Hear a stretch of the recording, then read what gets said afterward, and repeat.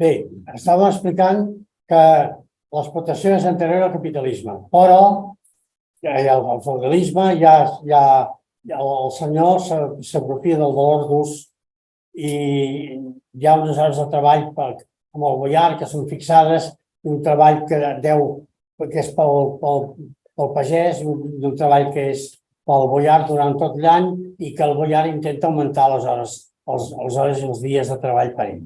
Però és una situació distinta de la situació capitalista, en què el que fa el capitalista és comprar la força de treball com a mercaderia i es considera que la pot utilitzar al seu criteri per intentar obtenir el màxim de valor.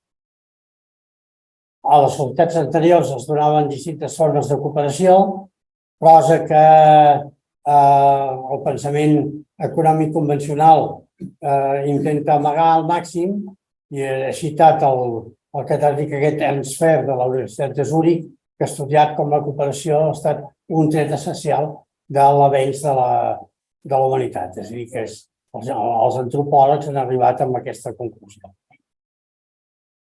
Bé, aleshores aquí explicava que la misèria que descriu Engels el 1845 amb la seva obra La situació de la classe obrera a Anglaterra és terrible i que crea una situació sense precedents, en què la gent no creixen prou com per ser soldats, hi ha unes baixes molt importants, s'expulsa l'esperança de vida, etc.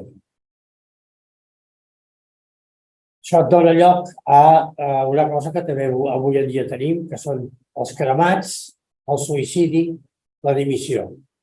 Això, dels cremats, ho sabem, que ha tingut a França, va succeït abans de la pandèmia, hi havia tota una epidèmia de cremats,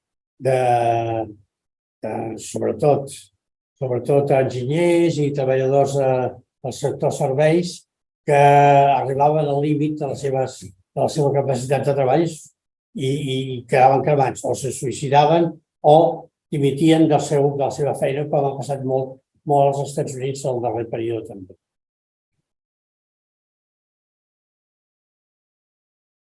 Les lleis de fàbriques, les Factory Acts, es van començar aplicant primer als infants i als adolescents i a les dones, però així i tot moltes branques de la indústria anglesa es quedaven fora de qualsevol control i es produïen salvatjades, com aquí passa amb el cas de les Kellys fins ara, els cambrers, els dependents de les zones turístiques, els aires, etc.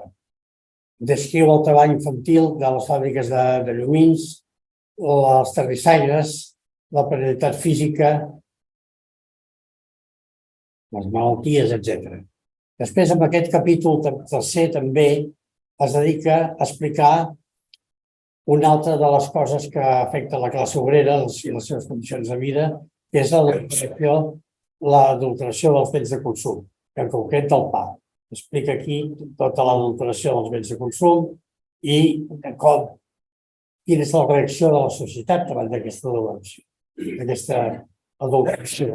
Diu, bé, sí, evidentment, sabia això, s'ha de tallar, etc, però esclar, si un comerciant té aquest bé, aquests sumins, aquest pa, etc, els pot vendre, perquè no els ha de poder vendre, se'ls ha comprat. S'ha de poder vendre, etc. És a dir, que, en tot cas, s'ha d'atacar potser al forner, però no al flequer.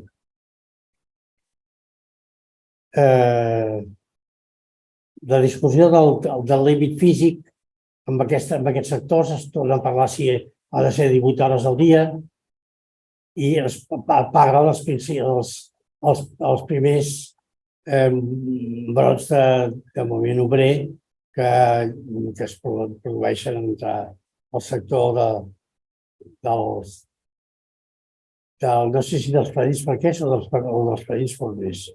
No sé, hauria de comprovar a l'original si el que parla, si són de treballadors dels forns o si treballen dels treballadors de les botigues, que serien els flequers. En català diu flequers.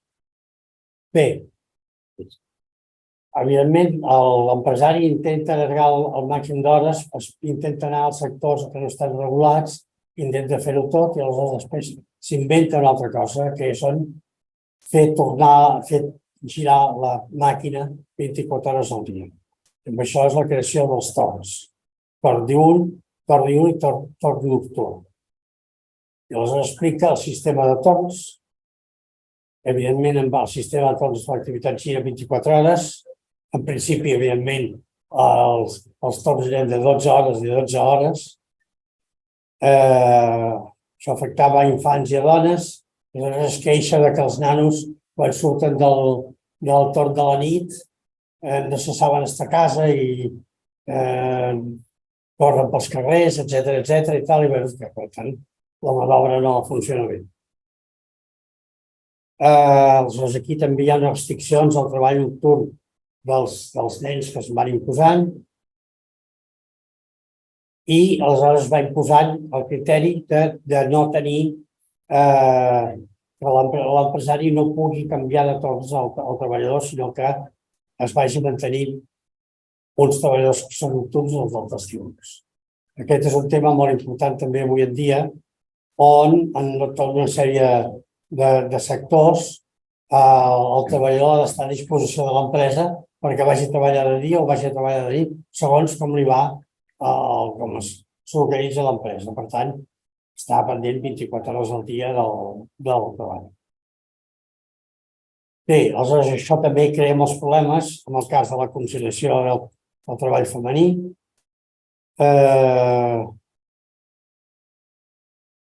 I aleshores hi ha la discussió que s'ha de passar de 12 més 12 a 8 més 8 més 8. Es comença amb jornades de 12 i de 14 hores al dia a intentar passar a partir de les 24 hores en 3.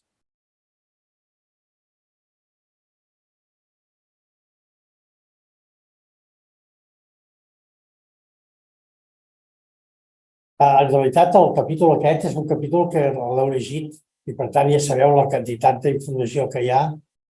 I jo l'he llegit amb calma. Per exemple, ja parla d'un condottiere, ara que s'acaba de morir el condottiere Cavaliere del Lavoro Silvio Berlusconi, és un condottiere.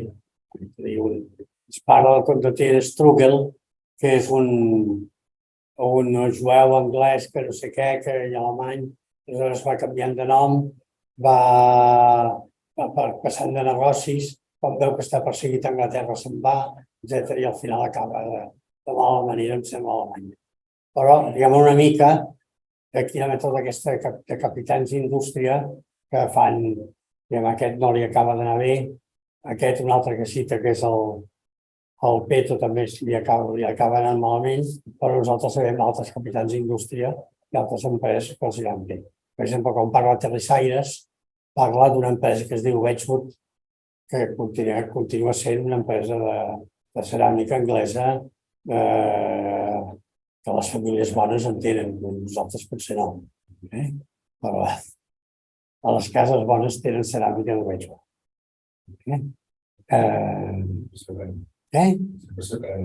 Bé, vull dir que hi ha una continuïtat aquí i tal. Hi ha també una altra empresa que citen, que és la Brown.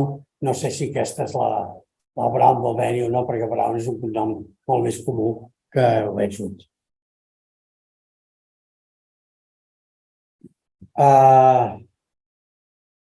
La lluita per la jornada fins al 18 està lligat, per exemple, a intentar que no se'ls faci treballar el diumenge, perquè és el diumenge el dia del Senyor. El respecte del dia del Senyor és sagrat, a més les societats protestants encara més que amb les catòliques, i per tant aquí hi ha un tema clar que està lligat amb la durada de la vida, que l'exageració de l'ús de la força de treball porta a l'escurçar la vida. I aleshores explica que, clar, que moltes de les condicions de vida que hi ha al començament del 19, finals del 18, començaments del 19, es compara amb la situació de l'esclavisme. I on, diguem-ne, evidentment, l'esclavista, quan se li espatlla l'esclau i se li mor, se l'ha de tirar, etcètera, sempre pot reposar l'esclau com amb un altre, però mentrestant no l'ha de pagar. I per tant, diguem, és una situació completament distinta. I, bueno, li paga el manteniment, etcètera. Però, diguem-ne, ve a dir que el treballador, tot el capitalisme, estava en unes condicions semblants a les condicions de l'esclau de les plantacions petroleres dels Estats Units. I llavors fa la cita llatina de te fabula narrator, que és, diguem, que és la de l'obra de la novel·la d'Ernest Hemingway, per aquí sonen les campanes, sonen per tu, que te fabula narrator.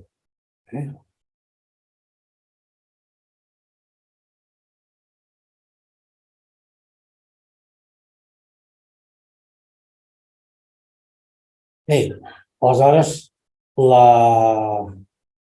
de 1833 a 1864 és el període en què es van establint les lleis, les actes aquestes, els Factory Acts, les lleis de fàbriques. I aleshores aquí hi ha una certa de xoca. No es pot separar de la lluita de classes. No es pot separar de la lluita dels treballadors. Durant tot aquest període hi ha vagues, hi ha lluites, tant a Anglaterra com a França com als altres llocs, per la reducció de les jornades de treball i per la millora de les condicions de vida. Llavors, ell fa aquí una comparació del capitalista amb el Shylock, considera que la carn de l'obrer que compra al mercat no en pot perdre ni una gota de sang, ni un tros, i que això és el que es fa la cita de Shakespeare. Llavors, després de la descripció de la fàbrica com a casa del terror, i compara la fàbrica amb el que després els filòsofs francesos de finals del segle passat van estudiar, és a dir, sobre la disciplina, tot el tema de comparar el manicomi, la caserna militar i la fàbrica. Aquestes regeixen pels mateixos principis i això és la casa del terror, on tothom va a aquesta. Bé, la lluita per la reducció de la jornada de treball ve de lluny.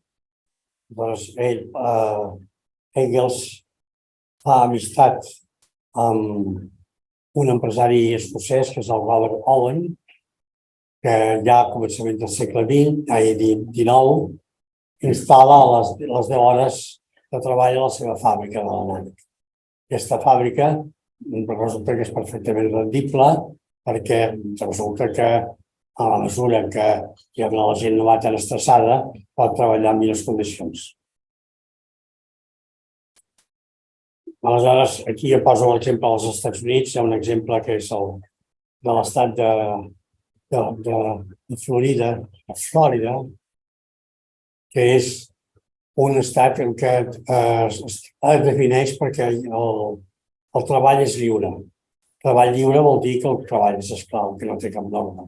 I aleshores això és una cosa que Marx realitza, no parlant de la Florida, sinó d'altres casos, com la falta de regulació és una pèrdua de tota classe de llibertats. Llavors, la importància de la lluita organitzada, el ludisme, que és el moviment inicial de destrucció de les màquines, el cartisme, que és intentar aconseguir unes millores, etcètera, i aleshores ja parla del manifest de la Internacional i la creació del moviment obrer en sèrie. Jo dic que aquí arribem al segle XX, on s'instal·la ja la jornada de 8 hores. A l'Uruguai em sembla que és el primer país. A França, aquí tenim l'exemple de la canadenca, que és la jornada, l'eslògan del sindical general de les 3 punts. 8 hores de treball, 8 hores de dormir i 8 hores per viure. Aquest és una mica el criteri que hi ha.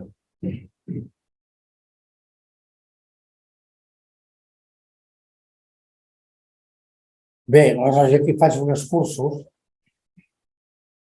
Sabeu que hi ha un text clàssic molt citat del Keynes que preveu un increment important de la productivitat al cap de 40 anys i fa un discurs sobre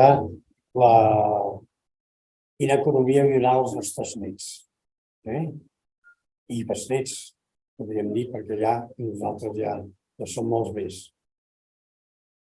El Keynes preveu, amb molt bon criteri, un increment important de la productivitat i, per tant, la possibilitat de rebaixar els dies de treball i les hores i continuar la línia del que a Anglaterra va començar a ser la setmana anglesa. La setmana anglesa va començar sent que no es treballava el dissabte per la tarda fins a després no treballar amb tot el dissabte i després han vingut les distintes reformes, la batalla francesa per la jornada de 35 hores, la jornada de 36 hores, amb igual salari i la necessitat d'intentar qualsevol disrupció de la jornada de treball es mantingui el mateix salari. Doncs avui en dia tenim el debat de passar a la jornada a la setmana de 4 dies. S'estan fent proves a València, sobretot, que és on ha analitzat el govern del Botànic, que ha analitzat aquest tema, i amb gent de la universitat, i sembla que treballar 4 dies és possible. Però jo crec que aquí introdueix una altra cosa que també està continguda a Marx, que és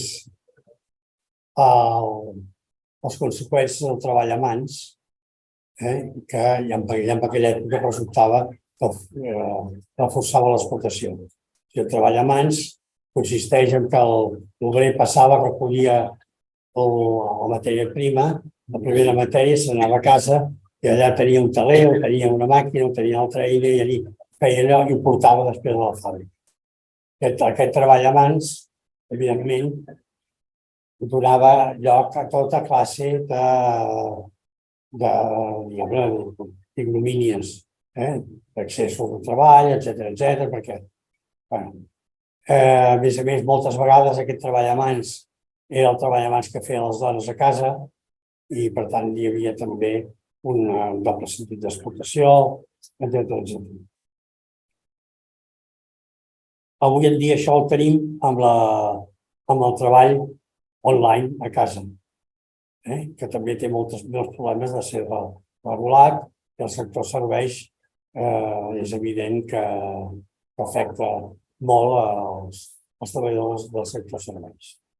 Bé, jo crec que això és moltes més coses que té el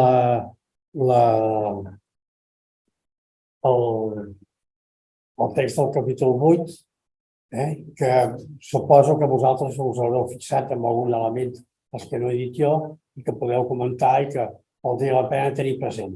Jo crec que el capítol aquest és un capítol que lliga en realitat molt amb el capítol anterior i el capítol següent. El capítol anterior que vam analitzar era el capítol 7, la taxa de plusvàlua. Tota l'estona, evidentment, aquí estem tractant la taxa de plusvàlua i després el capítol 9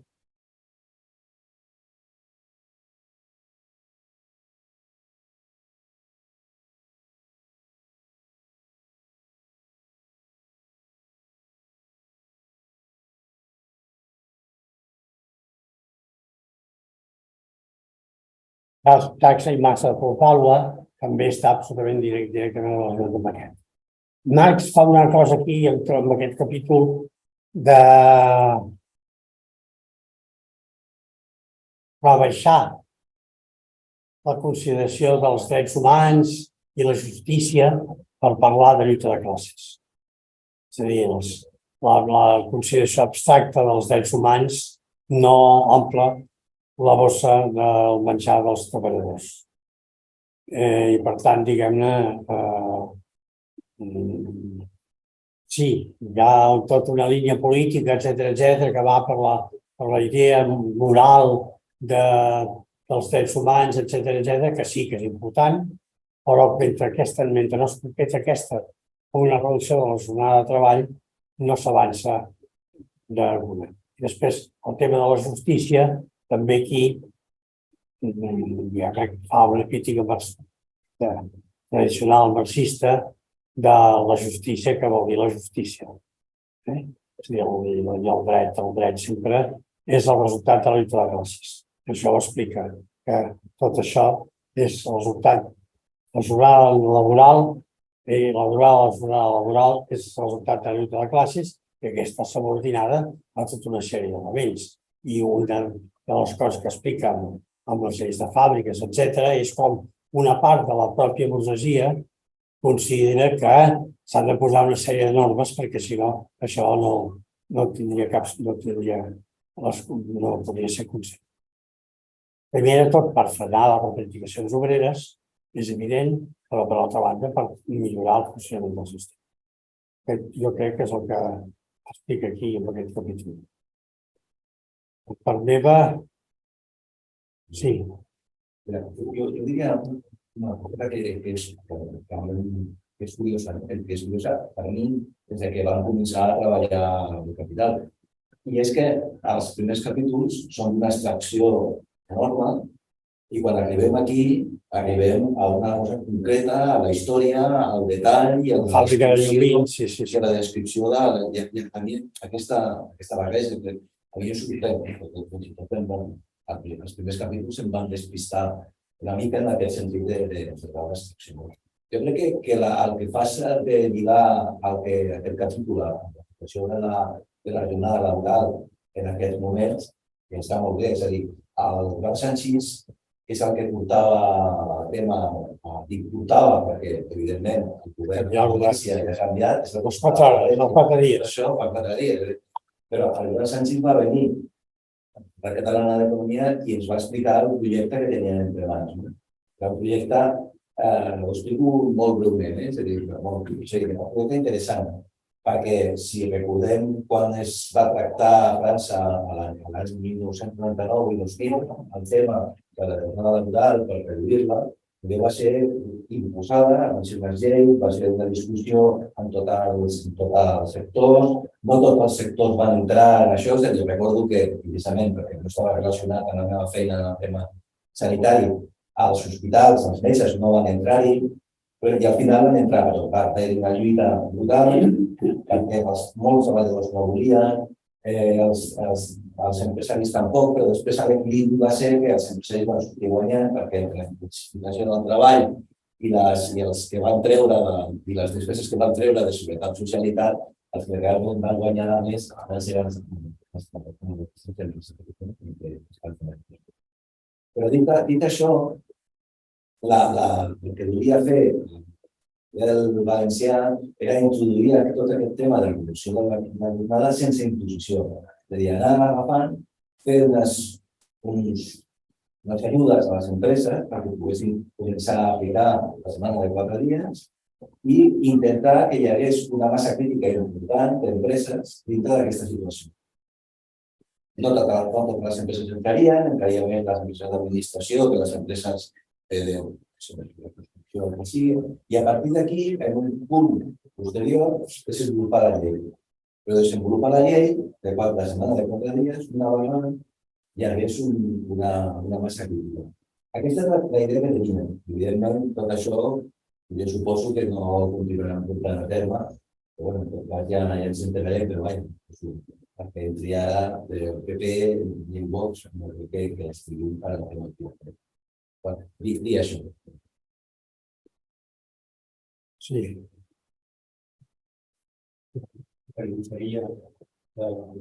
Parlem d'una publicació de 4 hores, perdó, de 4 dies per setmana. Parlem d'una proposta tècnica que pot ser un article amb no sé quines coses, no sé quins seguits perquè pugui integrar-se. Aleshores, ens veia, em parla de compromís, que és el que estava tirant de tornar el projecte. Venia amb una notícia, ens contaria una setmana de 4 dies que van a guanyar temps per la vida de la vida. Aquesta era la idea. Si em permeteu que introdueixo un tema. A l'atracció obrera hi ha una forta tendència a l'atracció obrera consisteix a considerar que l'eina de treball, apropiar-se l'eina de treball, és un dels objectius dels treballadors. I per tant considera que la fàbrica és d'ells. I per tant, davant d'aquesta idea, hi ha la idea de la FARC, del gènere de Marx, de considerar que l'oci és un element positiu de la societat perquè és el que permet desenvolupar la cultura i aixecar la consciència dels treballadors. Jo crec que aquestes dues coses estan en aquest moment. I per tant, diguem, des del punt de vista dels treballadors, moltes vegades hi ha una visió defensiva respecte a la reducció de la jornada a la setmana a 4 dies, perquè no saben quina és la capacitat de control que tindran sobre la situació. I si això representarà en realitat una pèrdua d'ingressos. Aquest és un tema. I jo crec que aquí hi ha el trade-off entre aquests dos. Però ja he citat a l'Owen, que instal·la la jornada de 10 hores i que és, evidentment, la demostració que es pot treballar menys per continuar produint d'una manera rendible. I això és el que jo crec que els de Compromís i els del Botànic pensaven pel cas de València i també vaig sentir aquí una Badalona un dia també ens van venir a explicar. El que passa és que, òbviament, tot això té un perill. I aquí, quan és igual per reduir la jornada laboral administrativa, el que va passar, que estava claríssim, com deies una mica els acords, és que el treball que feia la gent és el mateix, perquè hi havia un dia que era de treball de quasi l'any, és a dir, no es parlava ni de reduir la plantilla, simplement que es treballava menys dies. Però si es treballa menys dies, i un dia és online i a la cosa de feina cada dia és la mateixa, i van reduir el salari en la meitat, és a dir, es van repartir, si eren 8 hores menys de treball, eren 8 hores reduïdes i 4 hores de salari. És a dir, això era, evidentment, jo crec que els sindicats no van participar en aquesta negociació, perquè no els van deixar entre els treballadors i tot. Això ja no s'ho tenia. Però, evidentment, això guanya desigual, és a dir, no guanyen. Bueno, això és per la banda, no? Sí, suposo que sí. Bueno, no deixa de saber. Igual le pican para aquí. Era el mite ofensivo que la cosa obrera vindrà a final entre el 90 i el 2000, sí, depèn del que diu, que és parlar de les 30 hores. I aquí és una cosa. La qüestió de la reparació, el major número de horas oberta a la fàbrica. Si no llevo 30 horas, pero 6 días más. Porque de alguna manera el número de horas que la fàbrica és clar. És això és el que he dit jo quan s'instal·la el treball nocturn. És a dir, utilitzar al màxim l'equipament de capital, la dotació de capital. Era com aquesta.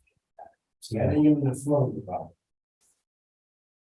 administrativa, no sé què, Això no importa. O el mitjà o el que És diferent. És diferent perquè fins i tot les empreses moltes empreses estan d'acord. Aleshores aquí jo no dic que hi hagi res, però d'entrada si l'altra part està d'acord, doncs evidentment per ells no anem.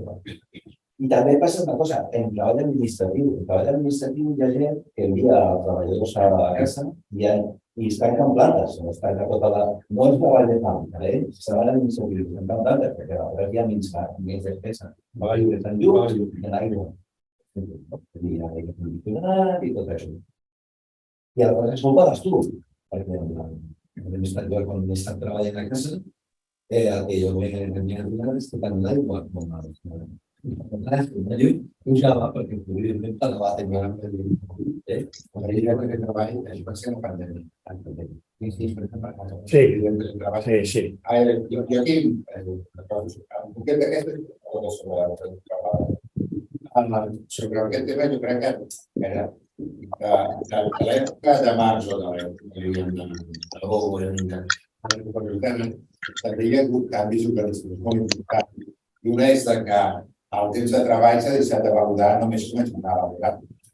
Quan es comencen a plantejar vacances, dies festius, horaris, aleshores si tu mires el temps de treball efectiu de la gent en aquella època o la que tenim ara, s'ha reduït substancialment. I per tant hi ha moltes poques de treball. I de fet, quan va haver-hi les 35 hores, els sindicats moltes vegades sent més voluntaris o darrere del camp de treball de 2.660 hores. Per què? Perquè moltes vegades és més fàcil és més fàcil aconseguir que cada X temps aconseguir un dia més d'assumptes personals, que això al final és un dia menys de feina, que no pas una jornada de 32 hores que té moltes més complicacions o més dificultats a vegades d'organitzar. Per altra part, quan se'n van totes aquestes guanys de jornades,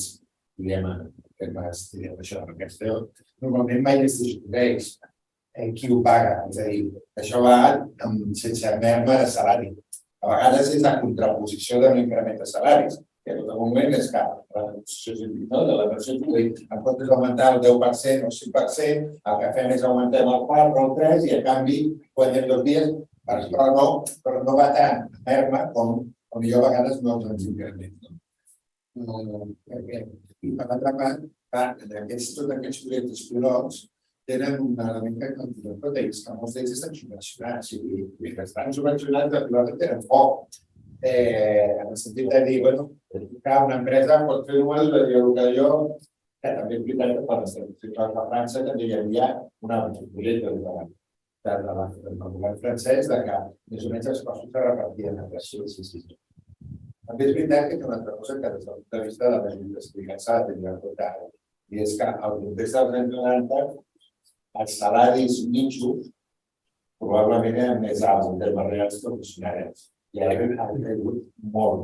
I una part d'això és que això ho està fent el sector comercial de les grans empreses, les franquícies d'Inditex i tot aquest, és que el fan són jornades menors de jornada i comencen a tindre de $20. L'altra cosa, el que fan és que el de fet de feina, doncs, una salària pobra, moltes vegades no sols perquè cobri poc en termes de sou hora, sinó que cobreix poques hores i moltes vegades amb aquestes estratègies de rotacions d'horari impossibilita que el pugui compatibilitzar amb altres hores. I no són simplement estudiants que puguin dir, és temps, treball a temps parcial, sinó que hi gent que ja s'ha fet. De fet, aquí, quan s'ha fet aquesta, a diferència dels països d'Espanya, dels països on la gent de jornada reduïda manifestava que estava més a disgust i la feia perquè no teníem un altre remei perquè era el que li estava posant, però que ara voldríem. Aquest aspecte, a vegades la fixació, sí, a mi com es volen, em sembla bé, però a vegades sembla que si no haguéssim après res en 200 anys, és a dir, ens empenyem a fer, i això li vaig dir, quan va vindre, que fos jo, li vaig dir, ens empenyem a les 32 hores i el foc va ser l'home que es podia donar un pla ja fa anys. Mentrestant, tot, amb un model més senzill, no serà amb això, que al final la jornada laboral es composa de les hores, dels dies, de les setmanes, i per tant, que tu pots jugar molts variables. Tenim molta més riquesa a l'hora de poder intentar fer jornada, que no havíem fet com oberta, poder fer només una estratègia i poder fer. Aleshores, amb els temes d'algunes coses que us dic per mi, a part de la descripció que hem sentat, ja,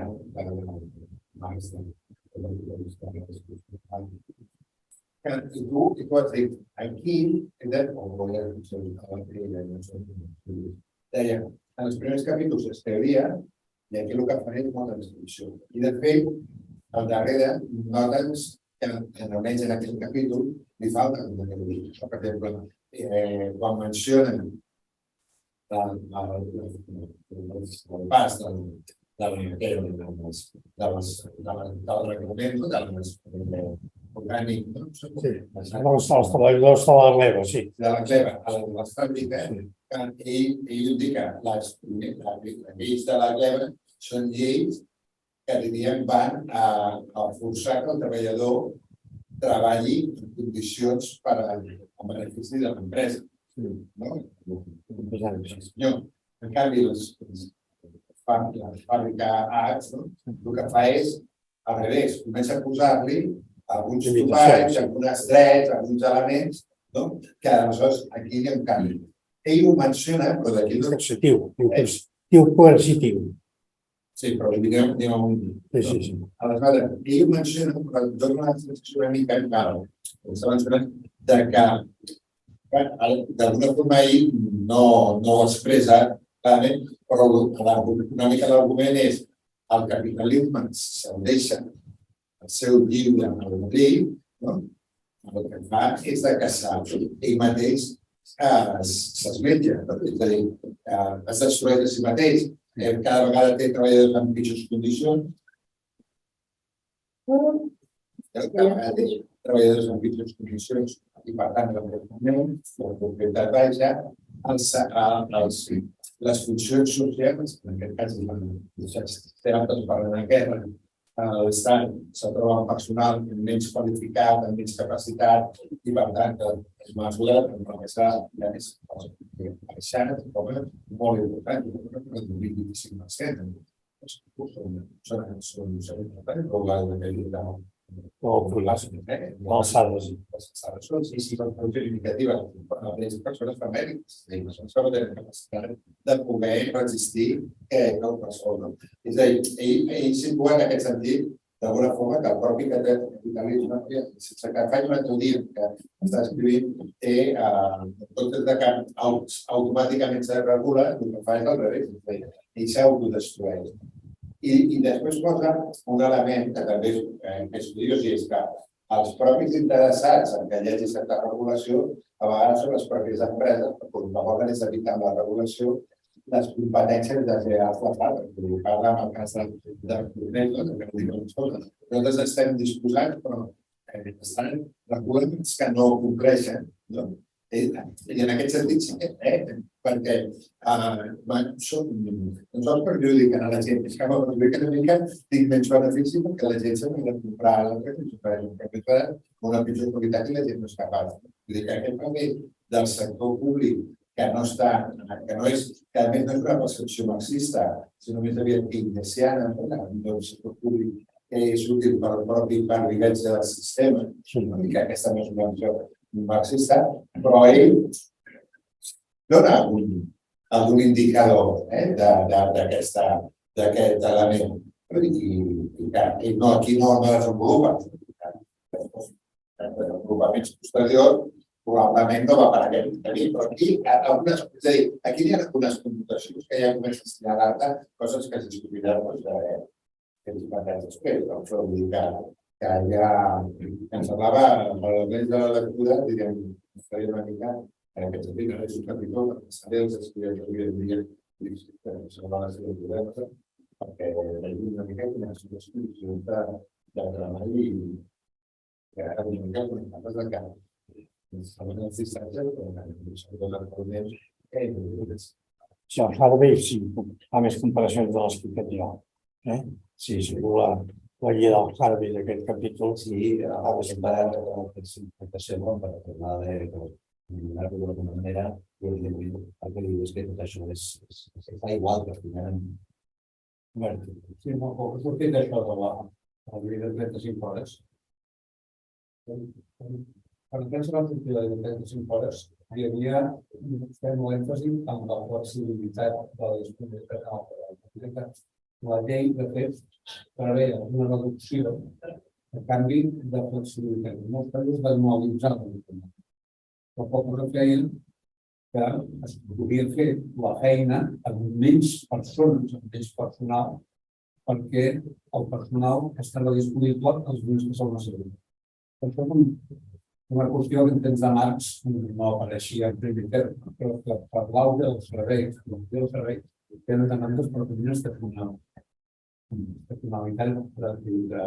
de 25 de l'any i estacionalitat fins i tot dels dies de la setmana. Hi ha uns serveis per divendres a la tarda, tenen molta més demanda que el primer que és al migdia, on no hi ha ningú que vulgui un servei i, per tant, no és el mateix tenir una disponibilitat d'hores uniforme al llarg dels dies, al llarg dels mesos, etc., que tenir una disponibilitat d'hores que l'empresa pugui utilitzar dient al mes de juliol, en comptes de treballar 8 hores, 10, però a canvi, al mes de no sé què, treballar 4 hores. Això hi havia la possibilitat, en el cas francès, de posar uns límits màxim mínim paràmetres que regulaven la flexibilitat. La flexibilitat no es convertís en una barbaritat, però que això aquí venia aquesta mena de compensació.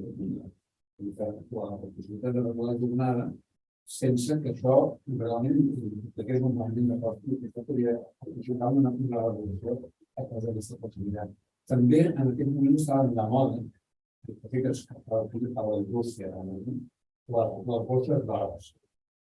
També una demanda d'automòbils, etc., en un moment determinat, baixa més alta, però es poden dir un contracte, i el problema és una bossa. Tornes a casa, podria dir aquestes hores, es posen una bossa, per la manera de compte corrent, avui has fet 3 hores més del compte, no pagues hores extra, no poden notes en el compte, i en canvi el dia tal no té menys i per tant ho comptem d'aquesta manera. I és per això, en el cas de la indústria, té importància, perquè el cas del servei és vital. Aquesta Això, després, ha tingut conseqüències negatives a nivell social. Perquè moltes de les activitats socials que requerien d'un cert de viatger, per exemple, el fix de futbol, el gran esport, els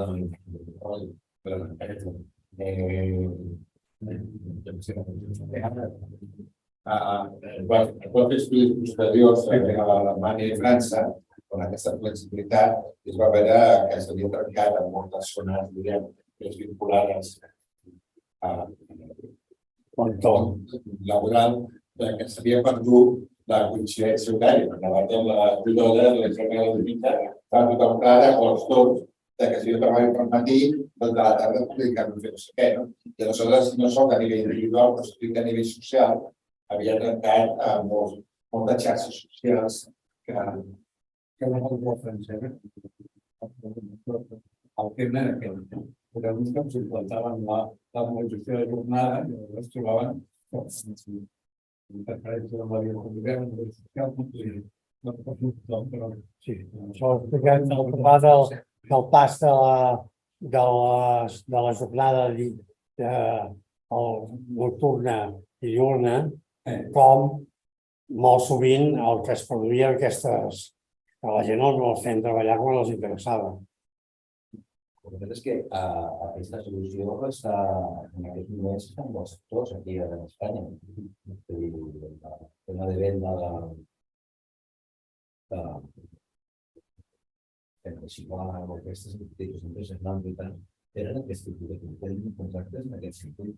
És a dir, els plans, la setmana que ve de hores, la setmana que ve de consum, és a dir, que aquesta situació s'ha estès de la manera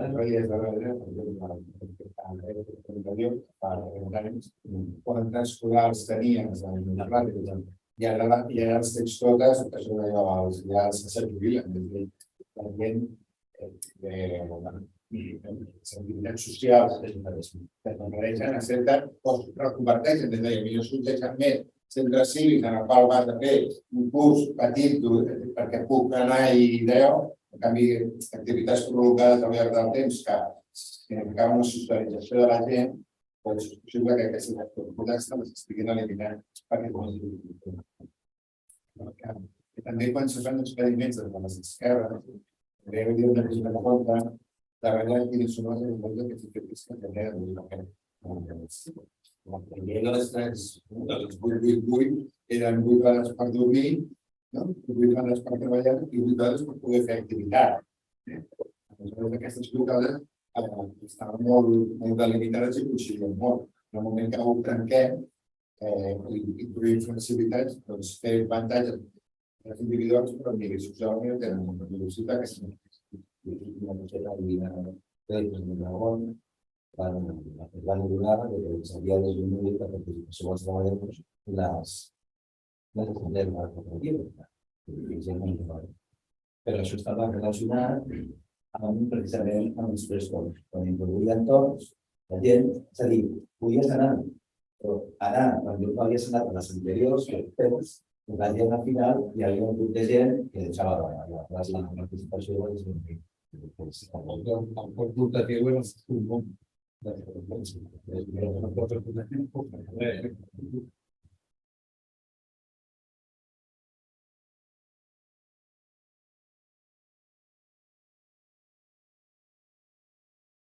escolteu, jo crec que hem esgotat el tema, no? Si no passa res, si ho esgotareu. Sí, jo volia preguntar... Sí. Hola. És que sento molt malament i potser repeteixo alguna cosa. És que em sorprèn perquè les propostes que es fan de reduir dies de la setmana de treball o jornades o teletreball, tot i que sembli que s'impulsen, l'experiència és que l'empresari o el cap o el que sigui, les empreses estan totalment en contra d'això. I, de fet, cada vegada estan reduint més el teletreball, estan demanant més presencialitat i més hores a les oficines. I, bueno, la jornada de 4 hores jo crec que avui aquí en aquest país és impensable que cap empresa li passi pel cap de... A més, amb xous baixos. Nosaltres, per demanar un dia de teletreball, o sigui, ha sigut a costa d'explicar que ens havien reduït el salari perquè ens han deixat d'actualitzar la clàusula de revisió salarial, ja no està lligada a l'IPC. I llavors se'ns ha desplomat el poder adquisitiu. Llavors, intentant convèncer que aquesta manera era un estalvi, per nosaltres és un estalvi, i a més que podríem fer tot en menys hores, vam demanar 35 hores, vam demanar 1.000 milions de coses, però no només jo, fòrums que estic d'antitreball internacionals, veig que fins i tot als Estats Units cada vegada es redueix més el teletreball. És que crec que en el fons hi ha una... A banda que no sé quins interessos econòmics deu haver, perquè sí que és veritat que treballem millor i amb més salut d'altres maneres, els agrada veure'ns per allí. Sabeu què vull dir?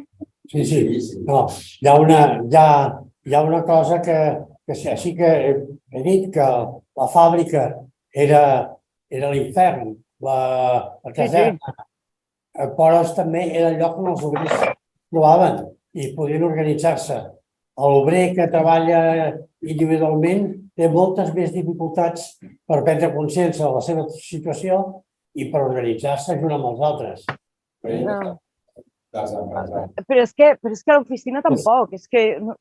El que passa és que hi ha una cosa que el teletreball perquè funcioni bé per l'empresa és que ha de ser una altra concepció, és a dir, portar el teletreball simplement que estàs fent a la feina, portat a casa, l'empresa no té el control. El teletreball on ha funcionat des del punt de vista empresarial és perquè aleshores s'acabia, és un treball per objectius. L'empresa el que controla ja no és el teu ritme, sinó que tu te fixa, és una mica un treball d'estat, és aquells temps, et fixa uns objectius, s'ha de complir. Sí. I aleshores, això vol dir que aquesta empresa ha canviat el sistema de control i el sistema d'organització. Sí, però és que fan les dues coses. No ho han sabut fer, i com no ho saben fer, i a més, hi ha costos per elles. Moltes d'elles han tornat a voler portar la gent a l'oficina perquè així la controlen. Saben que, a part que jo crec que n'hi ha un... O sigui, és un canvi de mentalitat que tampoc l'empresa no ho pot assumir. El fet que tu puguis estar a la... I això sempre que abans ho diuen en algun moment, no?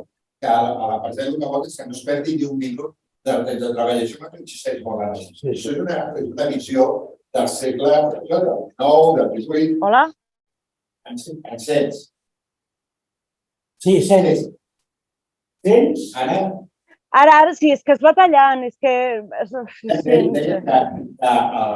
una mentalitat empresarial, moltes vegades, que el fet que tu perdis uns minuts fent qualsevol cosa, la considerem com una pèrdua del teu temps de treball. En el moment que tu no et controles a casa, la seva idea és que tu pots estar no treballant, quan tu treballes per objectius, tu t'organitzes del temps de treball. Millor al matí te'n vas al gimnàs a fer la compra o mirar la tele i aleshores tu t'organitzes que millor a les 10 de la nit estàs perquè com un burro organitzat. Bueno, com un burro o perquè ets insomne, vull dir que això també depèn, però vull dir que això cadascú... Bueno, jo estic... Bueno, és igual, però em refereixo que igual a les empreses el que han fet és fer-te treballar per objectius, però no només a mi, parlo del meu cas, perquè tampoc no vull generalitzar, però sé d'altres casos. T'han instal·lat la feina per objectius i a sobre et fan anar a l'oficina. Tot i que és com quan els pares et diuen a la nit no surtis que passarà no sé què i tu pots fer la tarda perfectament, perquè tu pots estar tot un dia a l'oficina sense fer res. I no m'ho he inventat jo això, vull dir que és una cosa que tots ho hem viscut, suposo. I llavors és que o sigui, sí, ho acceptes perquè ho has d'acceptar, perquè necessites treballar i perquè no hi ha manera de viure sense treballar, però una persona, no sé, amb una mica de llum ja veu que és un sistema que cau i que és antic, que és que ho sento, però és que va així, hem canviat. Llavors, l'organització, de vegades, també et pots organitzar d'altres maneres i a nivell més ampli, que no només localment, però bé, si és per l'organització del treball, o si per l'organització del treballador, per demanar coses, és que jo no sé si existeix això ja, No, però és que, a veure, el treball per objectius exigeix un tipus de personal diferent, en realitat. I d'empresari diferent. I d'empresari diferent, clar, és que és el que dic. El cap de recursos humans que sàpiga alguna cosa. És a dir, l'empresari que tenim és encara un empresari cordista, és a dir, que cronometra És igual que no treballi, perquè estigui de la necessitat. que cronometra i tal. És el que diu el Marx del Silo, que no vol perdre ni una engruna de carn ni una gota de sang. Sí, senyor. Però amb una concepció distinta es pot fer un treball per objectius que estigui bé. Però això és molt complicat, perquè també exigeix un treballador diferent i amb una capacitat de negociació molt important, perquè si no es transforma una altra vegada en una sobreexplotació, perquè fixen uns objectius que per sobre de la capacitat normal i aleshores això força el ritme del treball i crema la gent igualment. Clar, per això jo deia... Perdona. Sí, que això és el que ha passat amb algunes d'aquestes empreses franceses que la gent se suïcidava, que treballaven per objectius i arribava un moment que no es veia amb cor d'arribar a l'objectiu i es tirava per la finestra avall. No hi ha gaire La telecomunicació. La telecomunicacions, sí. Tirava per la finestra, perquè n'hi ha balcons a França. Sí. Bueno, però això ha passat sempre, em sembla, de treballadors que es tirin per les finestres. Bueno, és igual. Per això jo l'altre dia deia que a partir d'això, de que passessin aquestes coses, hi havia hagut tot un moviment que després els diaris li van dir quiet quitting, però era general, no és que tu volguessis deixar la feina, simplement és que deies arriba un moment en què considero que he acabat. És veritat que no era a un nivell col·lectiu local, que tu t'enfrontessis a l'empresa i paressis a treballar a aquesta hora. Era una cosa silenciosa, perquè tu no vols que et facin fora. I l'empresari ni s'entera que tu estàs fent això que li van dir quiet quitting, que en realitat era fer el que tu consideres que t'estan pagant i punt. I no fer res més, que sempre fem una miqueta de més. Que potser és quedar-se amb l'explotació mínima, poder sí, saps? I és la mateixa explotació, només que el que t'has tret de sobre és la sobreexplotació. Però sí que hi ha reaccions per part dels treballadors. El que passa és veritat que som molts, estem molt desperdigats, les relacions que tenim els éssers humans són diferents i t'has d'organitzar d'una altra manera. Però bé, l'avantatge que tens és que tu saps que ara als Estats Units fan això, que allò, i que ja te la veus venir. I t'adaptes, és individualista, sí que és veritat, o és individualista o solitari, jo diria és més aviat solitari. Però que la presencialitat del treballador tampoc no t'assegura que hi hagi una massa que s'enfronti a l'empresa, a un comitè d'empresa que funcioni. Sabeu què vull dir? Que jo, no sé, en els últims 15 o 20 anys, jo estava en salut també, no he vist cap negociació que hagi funcionat en absolutament res que no vingui de funcionaris que tenen força. La resta, no sé, em sembla que ens substitueixen i ja està, ens amenacen amb acomiadaments, ens espanta i es queda allí. És que és més vell que anar a peu, ja ho sé, però no sé. No sé. No vull ara deprimir ningú, que estem deprimits, no sé. Hi ha gent que la posa en treball, se'n va viure al tallar de costat i a partir d'aleshores ha estat pràcticament de tot el que passa a l'empresa. Jo crec que és molt difícil que no s'ha de generalitzar. La qüestió del treball, evidentment, depèn de l'empresa i de vostè, però depèn també molt, decididament, de la naturalesa de la feina que s'hi fa. Per exemple, la Universitat de Catalunya va engegar tothom a fer de treball fa no sé un any, no sé quan, tothom.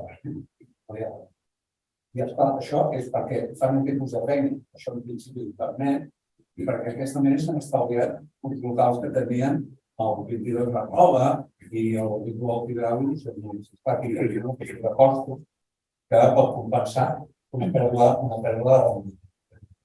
Després hi ha altres empreses que després va el discurs aquest del treball, el finançament i tot això, que en part també està induït pels interessos de les empreses que venen programari, maquinari i continguts. Per exemple, el cas del CNG va dir que bé, amb la pandèmia hem fet un salt de no sé quants anys, que ens hagués trigat no sé quants anys més a fer-lo, però ara hem avançat ràpidament.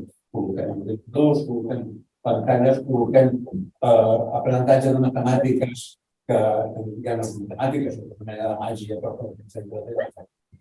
I després resulta que això hi ha coses que no funcionen, perquè el discurs que es deia, per exemple, el Silicon Valley. El Silicon Valley representava que eren uns individus que tenien uns espais que podien jugar al ping-pong, al futbolí, prendre una cervesa i no sé què, i que gràcies a això la creativitat esclatava, perquè hi havia un intercanvi d'idees i de suggeriments i tal.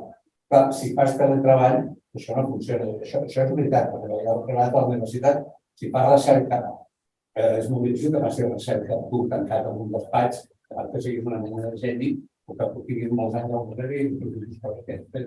Però normalment la recerca es fa discutint amb gent. Intersubjectiva no són objectius. I per tant, això necessita el contacte físic. Les empreses aquestes del Silicon Valley ara diuen, havíem engegat la gent de treball i ens adonem que això és contraproduent i per tant els hem de tot. La cantina, la cantina, com sorgia la vida. Això en part és per la pèrdua aquesta, això que segur que és veritat, i en part també per la pèrdua de productivitat, perquè molta gent, quan està a casa, doncs passa bastant del que hi ha feines que es poden fer, per exemple, per coses de la feina. Gent que edita articles de revistes científiques. Doncs això és tot de treball. Si tu fas un article de revista científica i quan te l'envies, diu, ara comença el procés de producció. Al cap de 10 hores, t'escriuen uns índics que diuen, l'enhorabona perquè m'han acceptat l'article. Ara nosaltres comencem el procés de producció i tal. Aquesta gent estan allà, diguéssim, a milers de quilòmetres de distància i fan aquesta feina que per altra banda és perfectament popular, perquè diuen vostès quantes pàgines han editat. I poden, a partir d'aquí, poden la distribució, controlen el dret. De manera que val bé que això vol fer el treball és una cosa que podrà avançar o no segons la naturalesa de la feina. I cada n'hi ha que ho permeten i n'hi ha que no. Hem de rebobinar. Molt bé, sí. L'experiència és que he estat només el primer any de Covid. Un estudiant igual, fer-ho a casa, i fer-ho a casa. Avui, als Estats Units, el 80% de les empreses de sanitaris que hauria de estar a casa és imprescindible que s'han donat un any o han de tornar. També ens van preparar perquè estiguin de treball i se la taula i l'espai on treballar i on tenia que estar. Però s'ha fet un prescindible, sobretot per projectes, la pregunta i tant un prescindible. Que ho regim del senyor de la seva se sposa un poquito. Para que no haya abajo del todo. Tornen ustedes, si no deman 6 meses, pero a 6 meses y determinar que está allá. Y como vi, 2 o 3 días para nada, y se me acaba. Hasta una experiencia del poble. No tant una generalització de dir, oi, com que ja tenim els mitjans online que ens permeten fer la qüestió de coses, hem de cap a casa. Bueno, senyors, hi ha alguna pregunta més? Els que estan online, tenen alguna pregunta més? Bé. Sí, a veure, jo volia comentar, perquè sobre els comentaris de l'Anna ha parlat bàsicament de 2 qüestions, no? Del treball telemàtic, que és sobretot el que heu respost, i després em sembla, el que passa és que us sento molt malament, costa molt participar al debat així. Però després també ha comentat el tema de que les empreses tenen molt poca predisposició, no? en reduir la jornada laboral. Sí. I això em sembla que després no s'ha tractat gaire. Això té a veure, des de la lectura que faig jo al Capital, té molt a veure, diguéssim, en el que jo anomeno eficiència del procés productiu en si, no? Que ve determinada per la quantitat de mercaderies que es poden produir, per exemple, donada una jornada laboral i donada una inversió en capital productiu. Si redueixes les hores de treball i mantens estable els salaris, augmenta el preu per hora de la força de treball i alhora redueixen la quantitat de mercaderies que es produeixen en una jornada de treball.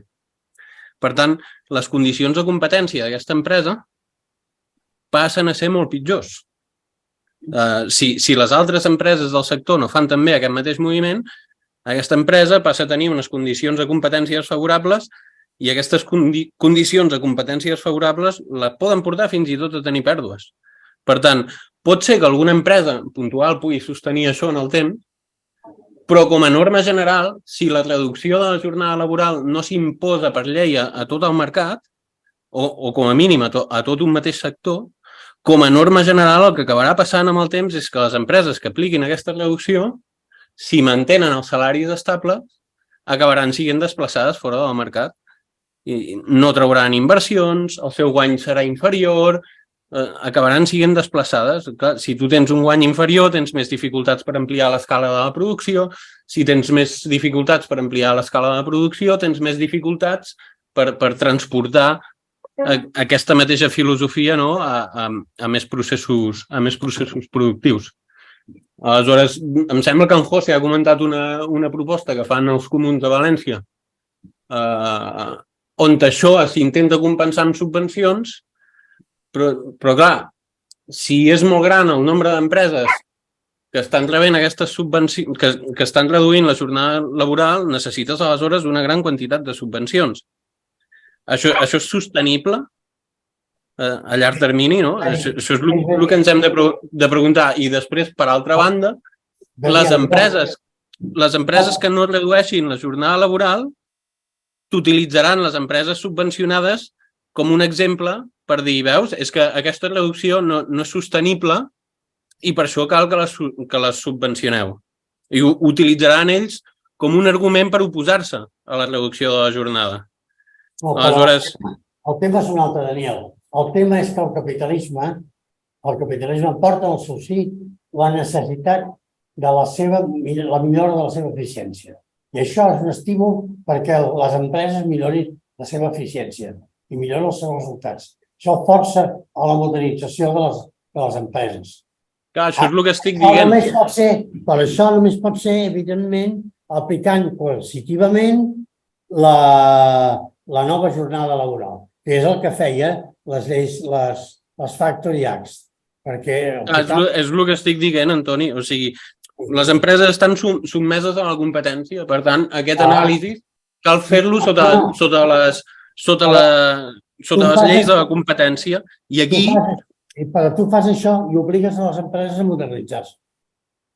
Sí, però és el que he dit. En tot cas, has de fer una llei que imposi una nova jornada laboral a totes les empreses. Val?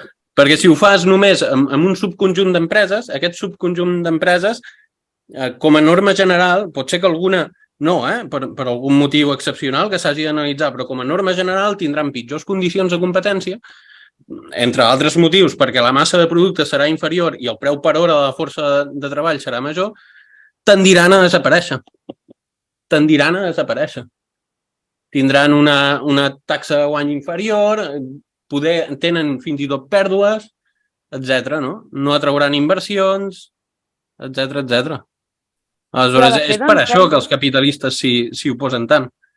Ja, però a més ara la proposta que feia el govern, l'empresa havia de fer primer una inversió per proposar el projecte de la jornada de 4 dies, però no li asseguraven que li concedissin la subvenció.